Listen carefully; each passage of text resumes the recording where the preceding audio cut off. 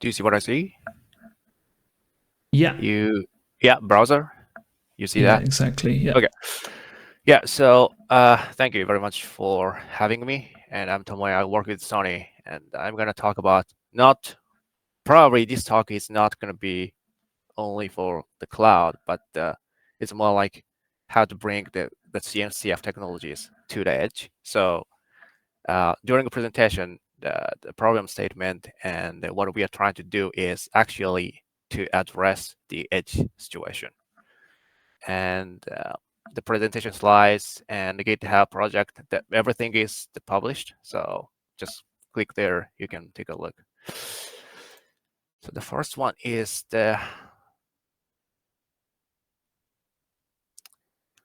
actually this presentation is what I did the last year, the ROSCON 2023 about the ROS and ROS2, how we want to use the Kubernetes and KubeEdge. So I'm gonna pick up some contents, and also there is another slide that I did last month at the KubeCon about the container network interfaces. That's also related to solve the network solution. So I'm gonna pick up some ideas from here, and then we can go on the next slide. And you can stop me whenever you want. This is a casual presentation. Just want to share the experience, and I want to really have the feedback from you. So I'm going to skip this page. So some background. So at the edge, especially robotic situation, we have the broad use cases. And this is not only for the robot application, but it's, for example, like a Sony use case is entertainment, EV, live streaming, some other edge devices. These are really complicated to address. And also, the systems are not anymore like a single system. It is connected and distributed. For example, like at the factory logistics that we have robots working together for highly task, doing some collaboration with low latency.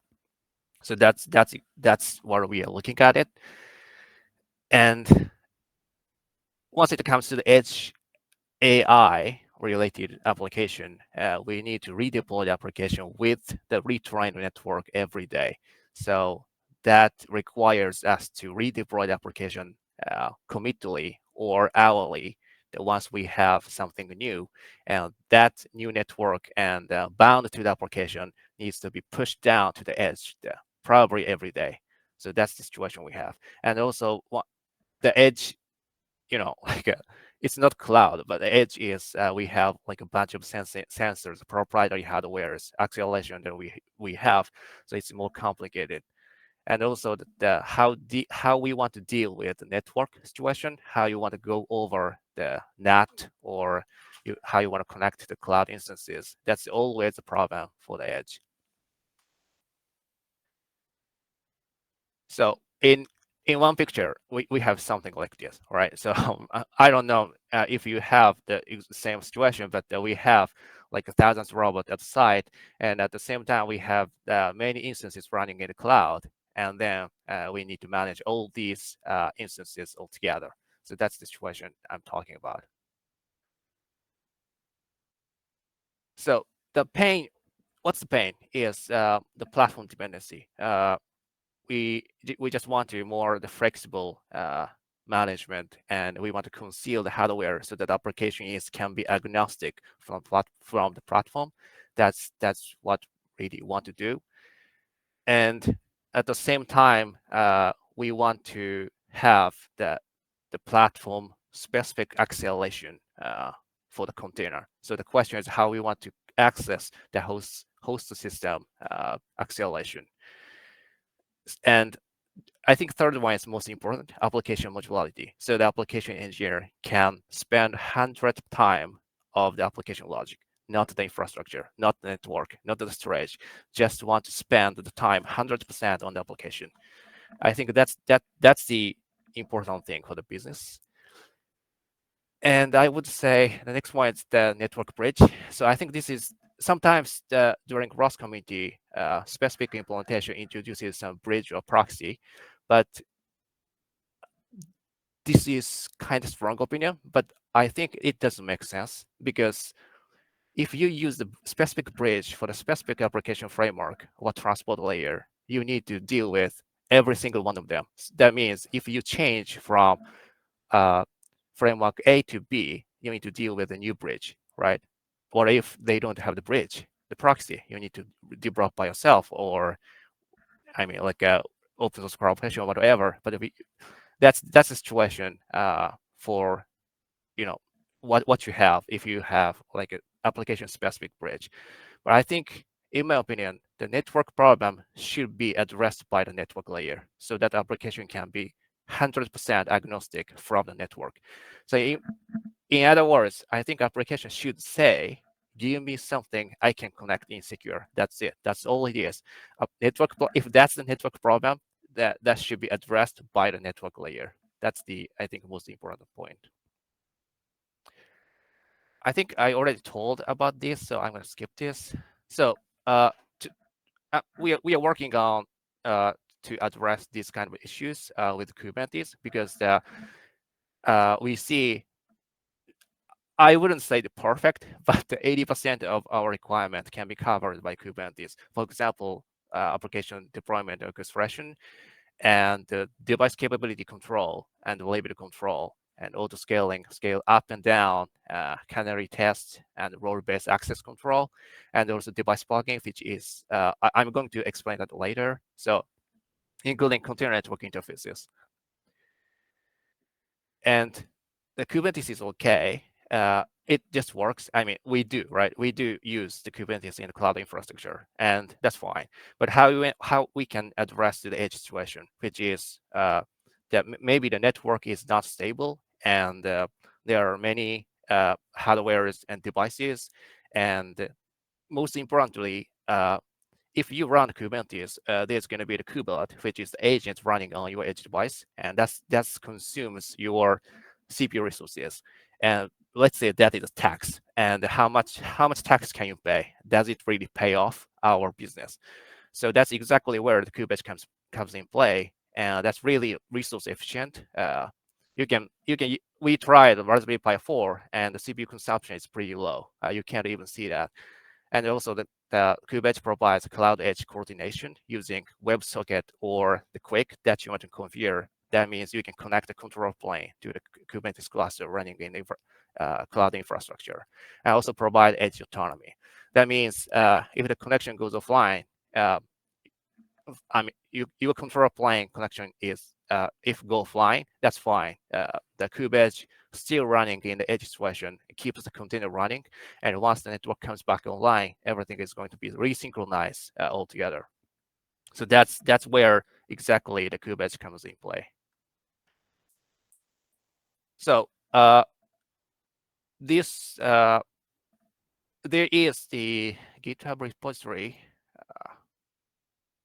here. So this is a project, my kind of personal project to explain about.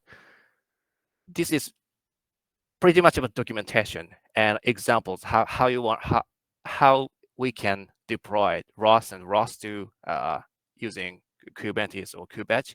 So if you are interested, there are many examples and explanation there. So if you're interested, you can just take a look, and all you have to do is set up Kubernetes, and then just call the kube apply to you can try the ROS one, either ROS one or ROS two deployment.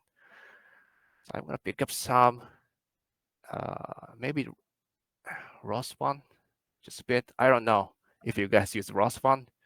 So if you click on that, it's gonna jump to this GitHub project, which explains everything. So in this case, the ROS one example.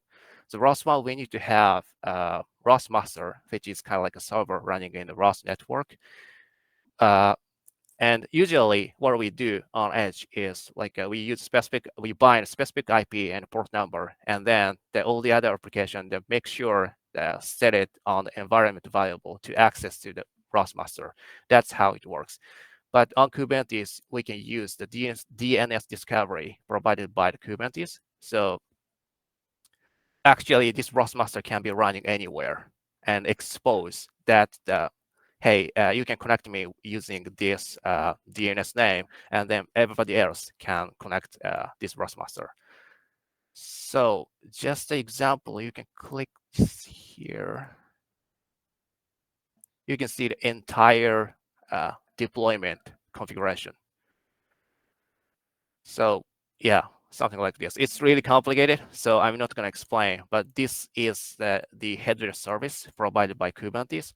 So it's gonna create the service, and the backend pod is bound to this service and expose that service name to the DNS, so that everybody else can DNS the name to this ROS master server or something like this. These kind of like examples. This one is ROS one. Oh, this one is using ROS localhost.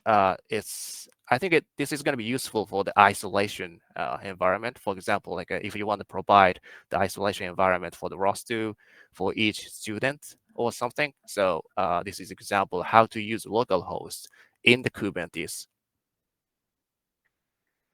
And also, if you want to configure, sometimes you want to configure some specific ROS2 network that you can do using config map. That's the one of the custom resource provided by Kubernetes. And all you have to do is describe whatever you want. This deployment goes to ROS domain ID XYZ, and then the bound to the configuration map to the application. So the application doesn't have any idea about this configuration. Because you can bind any configuration to any container logics at the runtime. So that's really useful to manage the configuration data and application logic isolated. And sometimes I think this one comes from the question that I had before, how you want to use GUI-based application, for example, a TotalCM or RQT, that if you want to use Kubernetes, you can do that. It's just about how you want to bind those, how you want to access the from the container to the host system devices, which is display in this particular case, that you can do that. So example is there. Yeah. So last thing I want to talk about here is device abstraction. So as I mentioned, there are many devices at the edge, but we can use the device plugin, which is we already have confirmed to access from the host system, from the container to the host system devices. For example, like a DSP or FPGA. We have some system service application to manage the host system services, so you can access the application manager. Hey, I want to use this specific API provided by host system. That you can do that. So the device plugin is one of the custom resource, but you need to implement the logics as the implementation.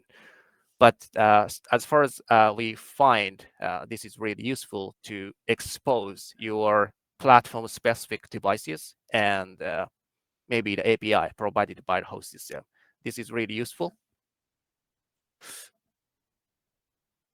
Yeah, so this is the security, how you want to security data to the application. So in my opinion, the security information and the application logic should be separated, because I think if you're working on security data, there's a guy. Sounds like the business specific logic, right? So, but the application logic should be agnostic from the business logic.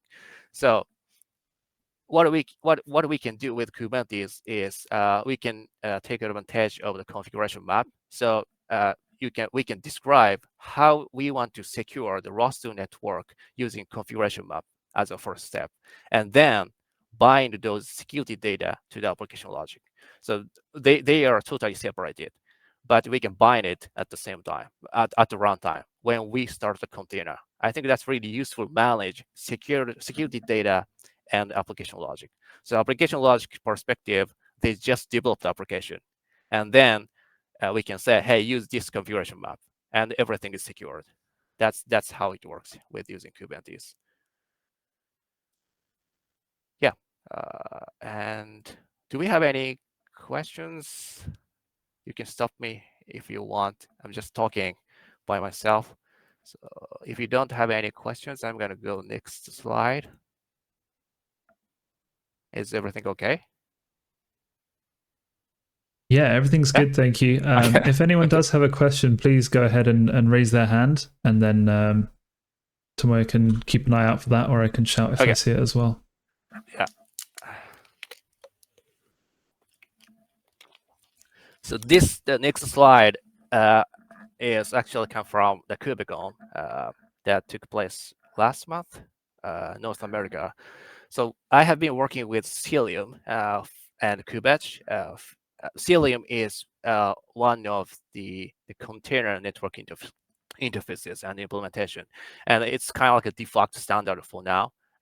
Cilium provides WireGuard-based VPN and also encryption and container network interfaces, and also the security runtime enforcement, which calls Tetragon.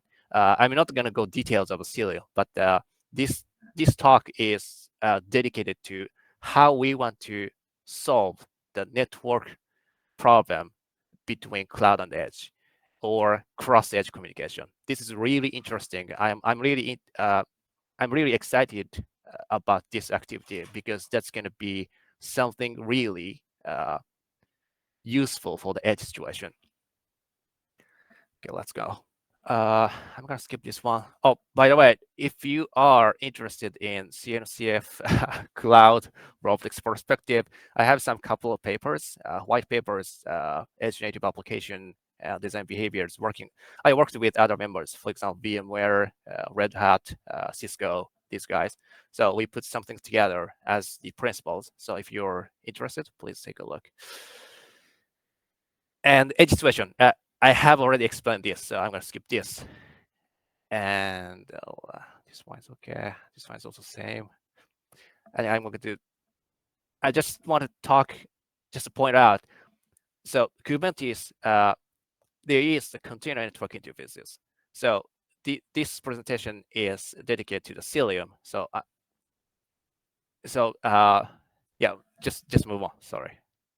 So I already explained about Kubernetes, but on this page, I want to say, if we use KubeEdge, so having Kubernetes cluster and the KubeEdge, you can connect the control plane as a cluster management. You can do right. So that's fine. But the question still stays how we want to manage the data plane.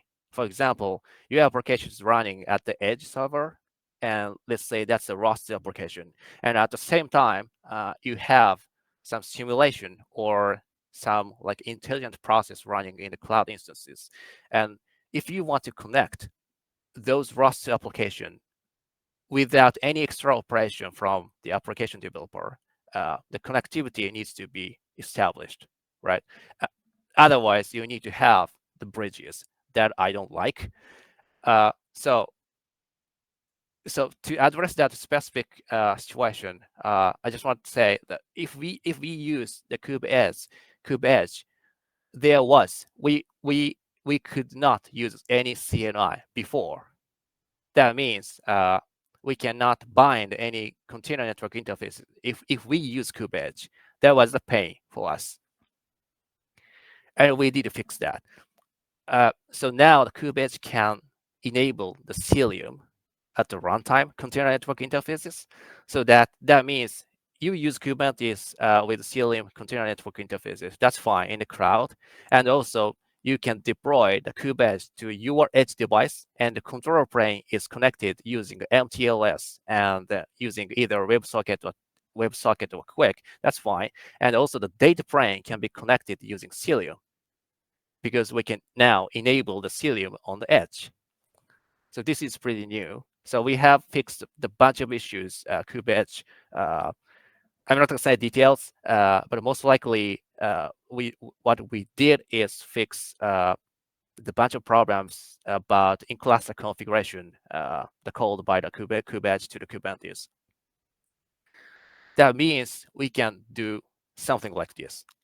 The application developer does not do anything, right? So we just provision device or cloud instances, we enable class Kubernetes on the cloud, and we enable KubeEdge on the edge device over the internet. And the control plane, we have the secure connectivity. And also the data plane is established using Cilium and WireGuard VPN. So once the provision is completed, you have every pretty much you have pretty much everything. Everybody is equal, and you can deploy your application anywhere you want, and it is already secured connection using WireGuard VPN.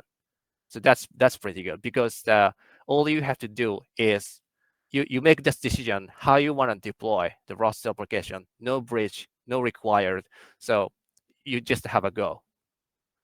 But there's one constraint using the WireGuard VPN. So the WireGuard VPN is enabled by the Cilium, and but currently the only topology we can support is P2P. So that expects the all the nodes should be connected in the hardware physical layer.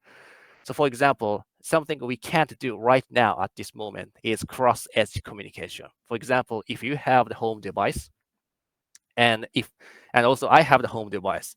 Let's say we want to connect these these robots together using this solution, but we can't do that because the WireGuard connects all the peers as P2P topology. So that's something we can't do.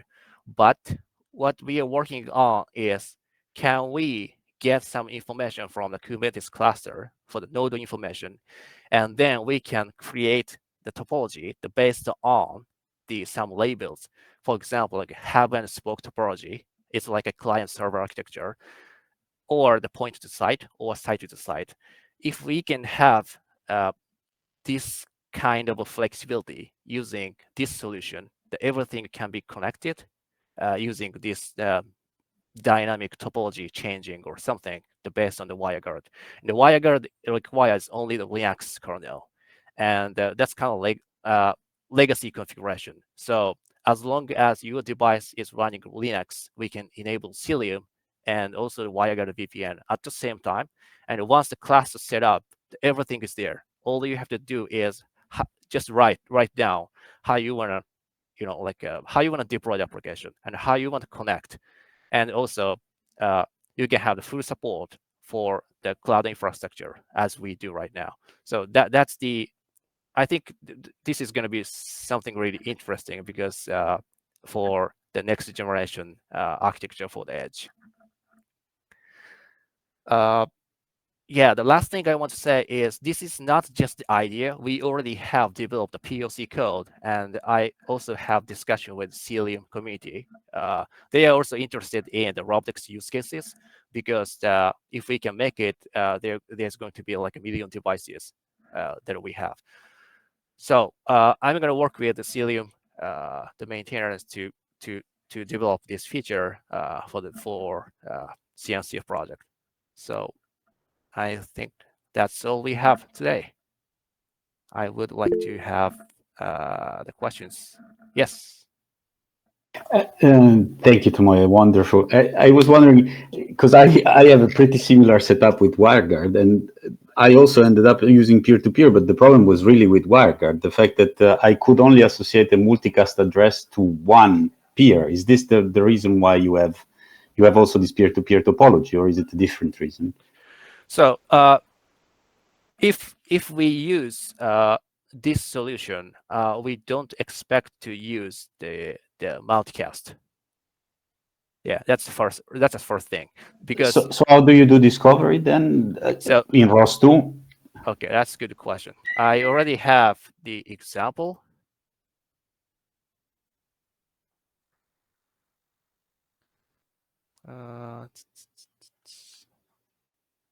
Discovery.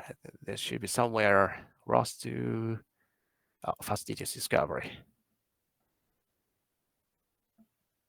Okay. So if we use this solution, that actually we do, we don't use multicast because it generates lots of packets in the cluster. We don't like that, right? So everybody going to be affected. So instead of doing that, what we do right now is using fastidious discovery because we do use fastidious. if you want to use the other implementation, I think they should have some discovery implementation or something. But what we do right now is you taking advantage of the Kubernetes DNS discovery framework. So what we do is we create fastidious discovery, including backup as a service, so that everybody in this cluster, including edge devices, anywhere your Rust application is running, it can DNS where exactly access this service endpoint, and including a backup server. So it's reliable. And but then you're basically doing unicast in the end. So yeah. if I am sending my camera stream from one robot and I have 2 subscribers, actually I will have to do unicast twice, basically. Oh, are you saying? I thought you were saying the question about the discovery, not the data plane, right? Yeah. Okay. Yeah. Because I'm mixing. I mean, we're using multicast for both, right? I'm also using multicast for delivering packets in. Oh, okay. So in ROS 2. Oh, okay. So you were talking about like a data plane, right? Yeah. Both, So actually. The problem is multicast per se. That's why DDS was so much trouble, because it uses multicast both for discovery, but also if you can, to just send one packet to multiple recipients. So like the camera stream, for instance. yeah, but in the cluster, what we see is there are many devices, right? And cloud instances. Usually, what we do is we don't use the multicast-based solution, because I mean that's going to generate that's really intentionally. For example, some container network interfaces, they disable the multicast on purpose because of this problem. So usually inside the cloud, yes. Yeah. That's why there's no somehow there's no nice ingress that you could use to send to a single endpoint of a Kubernetes cluster and then make this camera stream go to multiple endpoints just by sending it once, or did you find a solution for that? Actually, if you want to use the multicast, you can.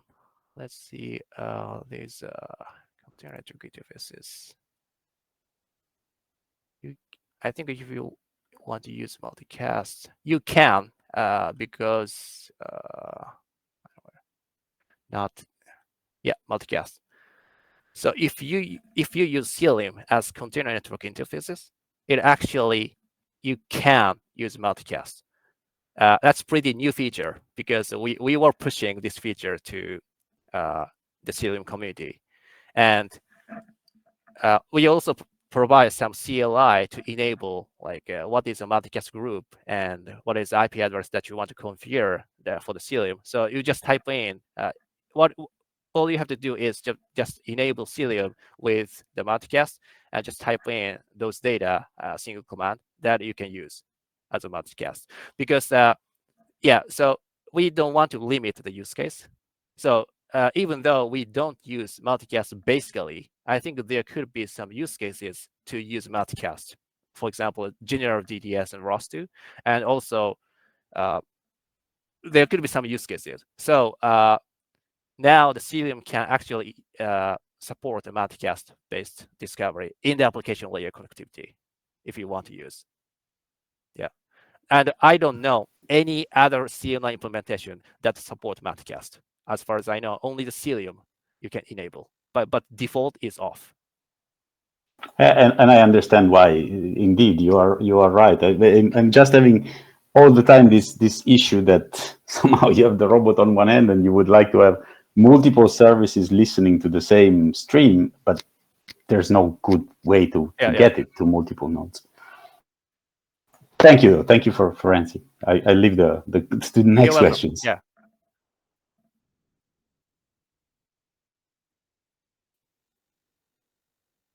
Any other questions?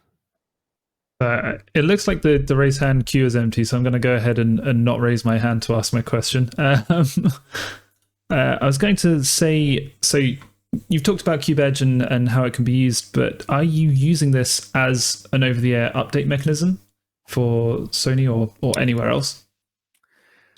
You mean like the question is, do we use it in production? Yes, exactly. Uh, not right now. We are working on that. Yeah, I mean, like there is some ongoing uh, uh, the projects, but I can't disclose those informations. But we are working on it because yeah, that's the whole like reason that why we R&D that work on this kind of like solution. Got it, got it. And is there something that's missing from CubeEdge? So features you've yet to add, or is that just it takes time to put things into production? We have actually fixed the couple of not a couple of like a bunch of issues to enable Cilium because that was pain, but now it's been fixed. So the next step is uh, the question is, can we actually use resource constraint environment? And I would say yes, but we didn't get there. I mean, like to use actual device for the production to see what's going to happen. So that's exactly I'm interested in and what we are going to do. So if we find out, oh, this is not well optimized, or off the top of my head, Kubernetes provides many features, but I think it depends on the application requirements. What kind of feature should be enabled? So maybe there should be some mechanism to enable, disable, and configure the specific features that only required to the business logics. So that's kind of configuration feature could be useful, I think. Yeah. Got it. So essentially, you believe it's production ready, but until you try it for real, it could all go up in flames. Yeah, actually, the Kubernetes itself is I think it goes everywhere already. Like a traffic control devices, some like the payment of the parking, these or vending machines. So all these use cases they have already deployed like millions of Kubernetes use cases. That's Yeah. really cool. So as a Kubernetes, I think it's already production ready because they already have, and the Kubernetes is already the graduation project by the CNCF. That means the production is pretty much ready. Yeah. Great. Thank you. That's my question done. And thank you for the talk. See, we have a new hand. Still the same hand. Tomoya, I tried to play with the CubeEdge a couple of times, but does it with your with Cilium now? You don't require this submariner anymore now to do the. No. Okay, so and then what are the requirements is Cilium on both clusters, and then I imagine the cloud cluster needs to have a public endpoint for the WireGuard to connect to, right? And Yeah. that's it. That's it. Okay, I'm gonna try it. I'm really So really curious. we have many times of this. Like what we do is it's really easy. Using the Terraform to construct some cloud instances, and then some like public IP address assigned elastic IP. We do use AWS or public cloud, but the elastic IP is assigned to the Kubernetes cluster, and then the Kubernetes can connect using MTLS, and the cluster is ready. That's the control plane. And then what we do is enable Cilium. So the Cilium knows using control plane where to access the master server, and that's going to connect to the using WireGuard. That's going to inject the WireGuard configuration into the Linux kernel, and then try to connect the punch hole, the like a tunneling using WireGuard VPN to the server. And that's for the control plane, and then the CNI within it with Cilium also routes the data plane. Then no, the controller plane doesn't use the WireGuard by okay. Kubernetes. So only the data plane. Okay. Yeah, only Cilium. So Cilium asks you like, do you want to using a VPN or encryption? And if you say yes, the Cilium goes to access the Kubernetes API server to collect the node data, because Okay. because it's already in the cluster, and the API server knows that where this edge. It actually does know that where exactly running, but the Kubernetes API server has all this information because they already have joined the cluster, and then Cilium calls this encrusted config to collect these data and figure it out where to access using WireGuard, and inject those configuration to the WireGuard, and the WireGuard connects to punch hole the VPN to the API server, so they can be connected as data plane. Nice. Yeah. And it works seamlessly with DDS now. I mean, even though IPs might change dynamically, because this was, and I remember back in the days, was also one of the somehow issues talking to Jaime from Eproxima, that the IPs were changing and DDS was not really playing nicely with it. You have no troubles with that now? So that's really good situation. So so the IP address is if we use the WireGuard or the Kubernetes cluster, IP address is assigned by the Kubernetes or Cilium, right? That So is the virtual IPs, you mean? virtualized IP. So Yeah. if you, it doesn't matter because it's already virtualized and concealed. Virtualized IPs, but those change if you redeploy the pods, right? So, or if they are migrated in theory, the virtual IPs. Yeah, I mean, like if you want to deploy, like for example, the pod is running on node A, and if you want to redeploy those pods to the node B, maybe the virtualized address is going to be changed. But this is known situation in the, I mean, like in the cloud, right? Because Yeah, in the cloud, yes, but DDS usually didn't like these things. So I don't know if now it's working better. yeah, so as far as I can tell, we have never tried that specific use case yet, but I think it should be working. Yeah. Okay. This is a thing because we do turn on and off things quite often with the students, and that would be an issue that I have to try it. I will really take some time. I don't find any difficulties to why they can't work. I don't think of any reason. They should just rediscover themselves, right? I mean, in the end, you change IP, you're still a publisher or a subscriber. You just re-advertise, so it should work. It should work. Yeah.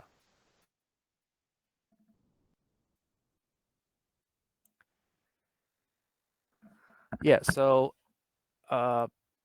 that's pretty much of it. So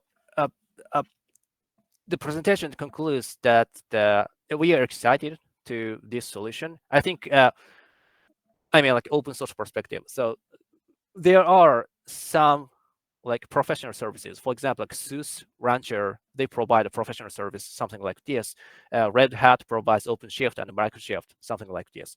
So that's fine. But our approach is to go with mainline. Mainline by here is the Kubernetes, and Cilium, and we're gonna work together and make it happen. And once we can make it, I think that this is gonna be really interesting because all we have to do as an infrastructure, everything comes down to the infrastructure, and all we have to do is just provision the device. And once it's provisioned, we can have full management, full observability using Cilium. And also, I didn't mention that, but if we use Cilium, we have security runtime enforcement. So that's really critical feature for the robotics. For example, like if the specific node, in the specific node, the specific container and the binary is updated, we can detect that right away using Cilium because they use eBPF to monitor that specific application file system or something. So that's really efficient, and the critical application can be secured. So that's something I love with Cilium. And if we do that, I think we can, like address this cloud native based solution to edge devices that requires Linux system, right? So the only question that I have is how we want to reach out to the Leaf devices, which is non-Linux device, for example, QNX or NetX. So that's something I'm really interested in. I think something we can do is using web assembly and connect all these Leaf devices to the cluster too. but I didn't consider pretty much yet. I think I need to study more about web application and WebAssembly host system interfaces. But if we can do that, we can have almost entire fleet management, edge servers and edge devices, Linux devices, and also the far leaf devices. For example, QNX, NATX, this kind of like microcontroller based system. That's the maybe the 2-3 years plan that I need to have. I think that's it.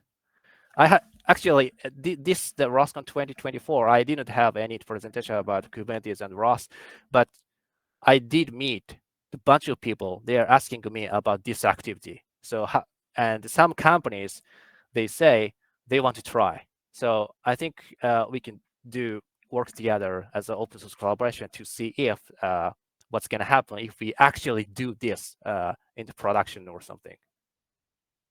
Yeah.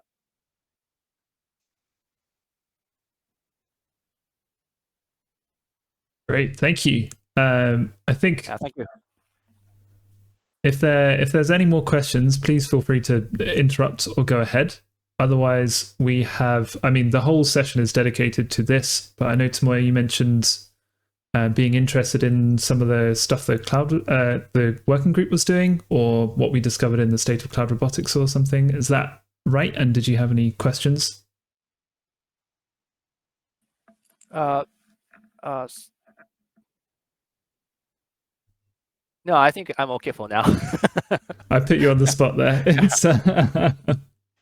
We will need to add Tomoya's a link to Tomoya's repositories in the resources if we haven't done it yet. I think we have it already, actually. I don't remember. I didn't check. Sorry. I can check very quickly. Yeah, so I'm interested in the problems.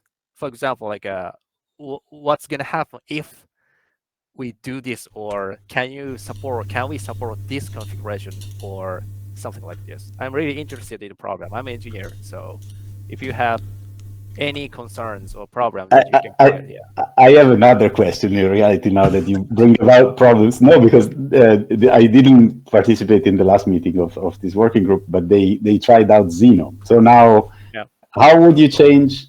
What do you need to change anything now with Cilium if you wanted to use Xeno? Do you because there's two ways, right? There's router communication. You have to use a router to put nodes together or to make nodes discover each other, or there's peer-to-peer. But I guess peer-to-peer is also based in multicast, and multicast across nodes in a Kubernetes cluster is typically disabled, right? So you would have to somehow build the ROS overlay topology on top of the cluster overlay to have ROS messages routed. Am I right? Yeah, does it make sense? Yeah. So then the answer is we would have on top of Cilium, we would have to basically build the router topology, the Xeno router topology. No, you don't have to do that if you use the Cilium. Because there's multicast. Yeah, that's exactly why the container network interface is there. I mean, it provides the VPN. So if the cluster is ready, that means you already have the secure connection to the data plane. So that's exactly why I trying to address this issue, this specific proxy or bridge issue, because we don't want to have any bridge or proxy that is specified to the framework. For example, the Xeno router or a DDS router, we don't want to have it. That should be concealed in the container implementation. So I'm saying if we have established this architecture that I explained using Cilium, Kubernetes, whatever it is, and enabled by VPN, you don't need to use any bridge at all.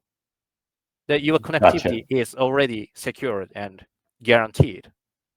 That's exactly why. All you have to do is develop the ROS application and deploy anywhere you want, and it should be connected. It doesn't matter if you deploy the cluster, cloud or the edge. It can be connected. There is a question: do you really want to deploy like the application requires high bandwidth between cloud and edge? Probably no, but that's something you want to configure, right? If that's the like a small data packet like using MQTT, that's just fine. Just deploy your roster application in the cloud, and you can deploy the roster application at the edge, but it's done.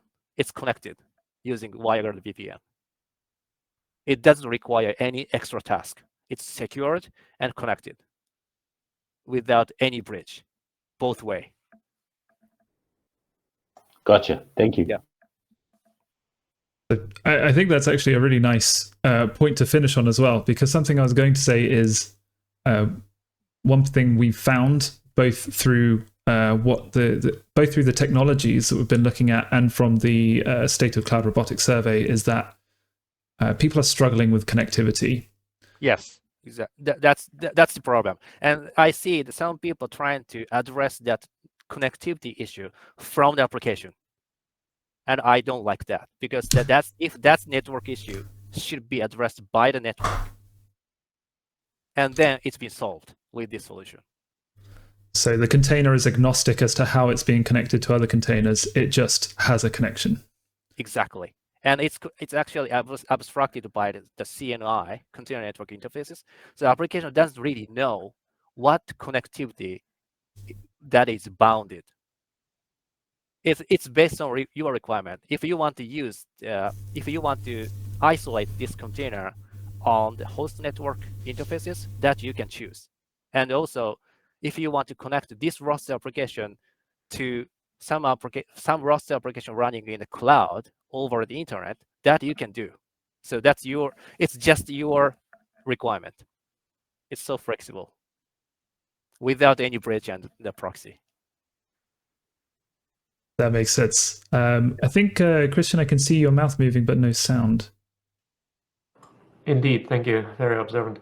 I was going to ask about this. So the issue with deployed robots in the field is they just lose connection, right? Yeah. So one big issue is often reconnect logic. So when you reconnect, you have to typically bring into sync again the state of the world as the cloud sees it and as the robot sees it, because it's possible that the robot missed messages or it sent messages but they didn't go through. So this is where QoS comes in MQTT, for instance, right? The quality of service where it guarantees delivery and so forth. So that's one issue that I would like to understand how that is handled here. What's something that is cloud native in the sense that it usually assumes that servers don't go down. The second one is swapping interfaces, right? So a robot can be on Wi-Fi, then it moves a little bit and it comes back online on LTE with a different IP. Can you speak to that? Would these things be handled? So the first the problem is the control plane is, if you use kubeEdge, that should be okay, because the kubeEdge is the components running in the cloud core that is always running in the cloud infrastructure that synchronized with API server. And if the control plane goes offline, edge device, usually if you use Kubernetes, there will be node eviction, because the Kubernetes guarantees to redeploy some application which is gone to somewhere else, right? But if you use kubeEdge, it doesn't happen because of the edge autonomy. So the edge node understands, okay, I am now disconnected to the control plane, but I will make sure those applications running at the edge until that's something we can configure until the connection comes back online. And then 5 minutes later, the control plane reconnected. And if something configuration has been changed to the cloud, the API server, that is cached into the cloud core, and they push the data, new configuration to the edge system. So it's the low latency to resynchronize to the up to date the configuration to the cluster. Did I answer your question? Yeah, and thank you. And for data plane, that depends on what kind of framework inside a container that you want to use. Obviously, the DDS provides QoS. That is pretty good. This kind of like a lossy network problems, I think. But it's really up to the application specific transport layer.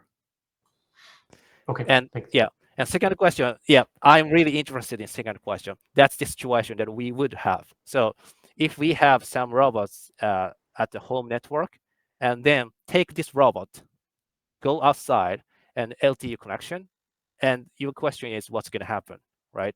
I think it should be okay if using KubeEdge because they have some dedicated feature for this use case. That's exactly a use case for the KubeEdge, but we don't have, we haven't verified it.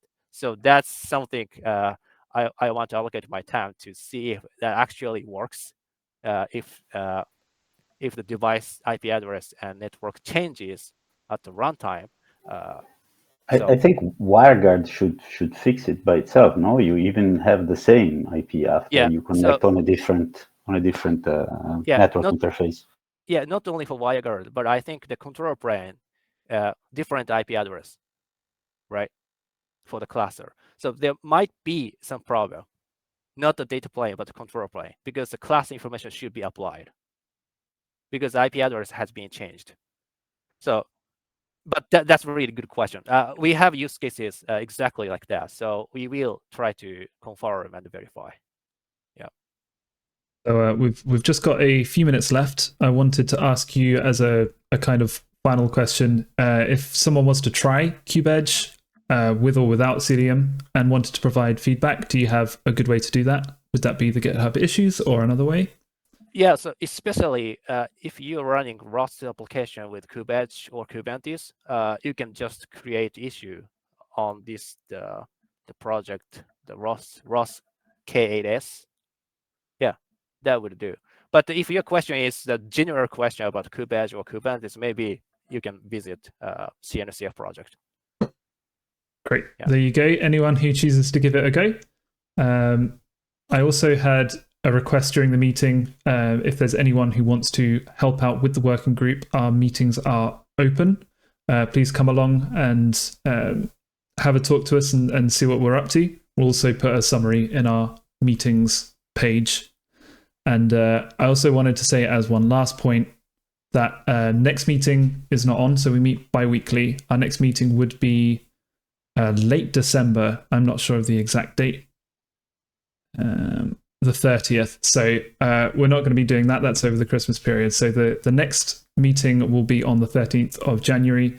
We currently don't have anything planned. It'll be a general catch up. So yeah, if you're interested, that'd be a good time to come along, see what we're up to and how you can contribute. So with that, I want to thank you again, Tomoya, for joining us and talking about KubeEdge and Cilium, and for everyone who came to have a listen. I think we have about 2 minutes left before the call ends for us. So if anyone has any burning last questions, you can just about fit them in. Yeah, thank you very much for your time. And yeah, appreciate it. Thank you. Okay, I think there's no burning last questions. So let's jump off the call. Thank you. Bye. Have a good day. Have a good Christmas. Bye-bye.